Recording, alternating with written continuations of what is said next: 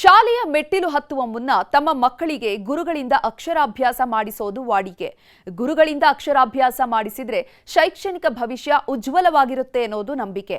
ಪ್ರತಿ ವರ್ಷದಂತೆ ಈ ವರ್ಷವೂ ಕೊಪ್ಪಳದ ಗವಿಮಠದ ಶ್ರೀಗಳಿಂದ ನೂರಾರು ಮಕ್ಕಳಿಗೆ ಅಕ್ಷರಾಭ್ಯಾಸ ಮಾಡಿಸಿ ಆಶೀರ್ವದಿಸಿದ್ದಾರೆ.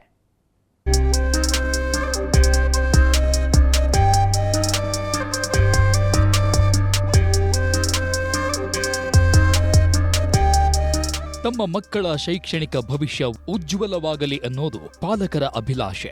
ಅಕ್ಷರಾಭ್ಯಾಸ ಮಾಡಿಸಿದ ಬಳಿಕವೇ ಶಾಲೆಗೆ ಕಳುಹಿಸುತ್ತಾರೆ.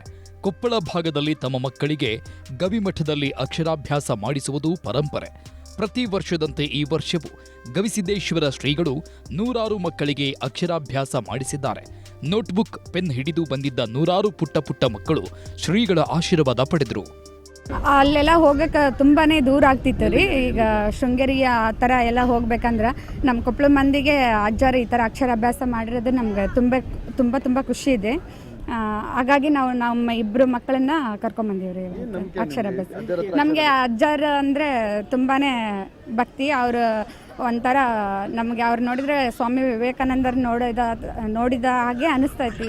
ಸಿದ್ಧಗಂಗಾ ಮಠ, ಶೃಂಗೇರಿ ಶಾರದಾಂಬೆ ಪೀಠ ಸೇರಿದಂತೆ ನಾನಾ ಗುರು ಪೀಠಗಳಲ್ಲಿ ಅಕ್ಷರಾಭ್ಯಾಸ ಮಾಡಿಸುವುದು ರೂಢಿ. ಅದೇ ರೀತಿ ಗವಿಮಠದಲ್ಲೂ ಅಕ್ಷರಾಭ್ಯಾಸ ಕಾರ್ಯಕ್ರಮ ಏರ್ಪಡಿಸಲಾಗುತ್ತಿದೆ. ಕೊಪ್ಪಳ ಭಾಗದಲ್ಲಿ ನಡೆದಾಡುವ ದೇವರು ಎಂದೇ ಭಾವಿಸುವ ಗವಿಸಿದ್ದೇಶ್ವರ ಮಹಾಸ್ವಾಮಿಗಳಿಂದ ಮಕ್ಕಳಿಗೆ ಅಕ್ಷರಾಭ್ಯಾಸ ಮಾಡಿಸುವುದು ಮಹಾಭಾಗ್ಯ ಎನ್ನುತ್ತಾರೆ ಜನ.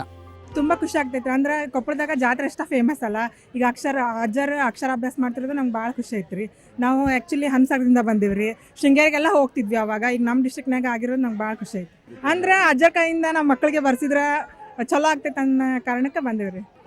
ಅದು ಭಾಳ ಖುಷಿ ಆಗತ್ತೈತ್ರಿ. ಶೃಂಗೇರಿಗೆಲ್ಲ ಹೋಗಿ ಮಾಡ್ಸಷ್ಟು ಇರಲ್ರಿ ಒಬ್ಬೊಬ್ರಿಗೆ. ಅಂದ್ರೆ ಮಿಡಲ್ ಕ್ಲಾಸ್ ಎಲ್ಲರಿಗೂ ಇಲ್ಲೇ ಬಂದು ಮಾಡ್ಸೋಕ್ಕೆಲ್ಲ ಚಲೋ ಆಗೈತೆ, ಅನುಕೂಲ ಆಗೈತ್ರಿ. ಪ್ರತಿ ಬಾರಿಯೂ ಮಕ್ಕಳಿಗೆ ಆಸ್ತಿ ಮಾಡುವ ಬದಲು ಮಕ್ಕಳನ್ನೇ ಆಸ್ತಿಯನ್ನಾಗಿ ಮಾಡಿ ಎಂದು ಶ್ರೀಗಳು ಹೇಳುತ್ತಾರೆ. ಇಂತಹ ಪೂಜ್ಯರ ಕಡೆಯಿಂದ ಮಕ್ಕಳಿಗೆ ಅಕ್ಷರಾಭ್ಯಾಸ ಮಾಡಿಸಿ ಮಕ್ಕಳನ್ನೇ ಆಸ್ತಿಯನ್ನಾಗಿ ಮಾಡುವುದು ಭಕ್ತರ ನಂಬಿಕೆಯಾಗಿದೆ. ಶರಣಪ್ಪ ಬಾಚಲಾಪುರ, ನ್ಯೂಸ್ 18 ಕೊಪ್ಪಳ.